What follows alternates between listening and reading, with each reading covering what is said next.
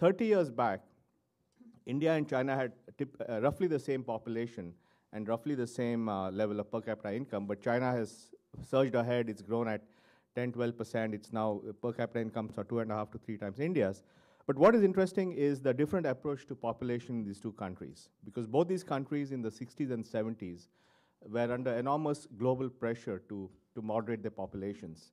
India was among the first countries in the world to have a family planning program. And while the Chinese in the beginning didn't believe in that because they believed, Mao believed the more people, the better for the revolution or whatever, by the late 70s, they also took this whole issue of population very seriously, and they implemented what we all know is the one-child policy. Now, the one-child policy gave China accelerated benefits because it accelerated their demographic dividend because the population growth rate started slowing down. And to some extent, the vitality in the last 30 years in China happened because of the demographic dividend of the one-child policy. But now, as we approach the end of the Chinese demographic dividend, we start seeing the unintended consequences of that vast piece of social engineering. Number one, rapid aging. China is going to age very rapidly. It's going to have over 400 million old people very soon without a proper social security or a pension system. But there have been other consequences of a one-child policy, which is the preponderance to have male children, and therefore the male-female ratio is skewed. Infant obesity because you have one child and you pamper them with ice cream and chocolates and all that stuff, and individualistic behavior because you're not used to having siblings. So these are all consequences of vast social engineering.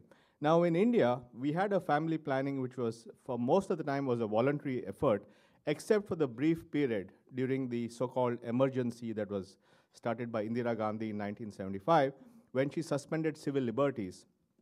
And under the leadership of her son, Sanjay Gandhi, who later died in a plane crash, they had a massive coercive plan for population control. And this is the only time in Indian history when there was a plan for population control where they actually went and, without taking the consent of the people, they had sterilization operations and so on and so forth because they wanted to control the population. The only problem was when she called an election in March of 1977, she lost resoundly. And that was the last time any Indian politician tried to make family planning as a political issue because he was convinced that if he made family planning a political issue, he was bound to lose the election. And in fact, this sunk in so deeply into the Indian psyche that the Department of Family Planning was renamed as the Department of Family Welfare because they didn't want to be associated with family planning anymore. And therefore, India's population growth has also come down.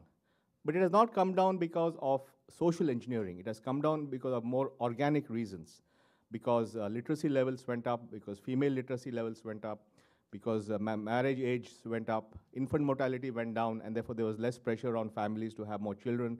Urbanization came in, so people were going to cities and they didn't have the time or the space to have children, so on and so forth. So India's population growth has dropped from 2% in the 60s to 1.5% now. But net-net, this difference in the approach, the fact that China chose a coercive one-child policy and India had this more laissez-faire kind of thing, has led to the fact that China enjoyed its demographic dividend for the last 30 years, and India is going to enjoy its demographic dividend for the next 30 years. And therefore, the fact that India is having its demographic dividend now, and is the only country in the world which is going to have a demographic dividend, makes its circumstances extremely unique. So it'll be the only young country in an aging world, and that obviously has huge opportunities as well as huge challenges.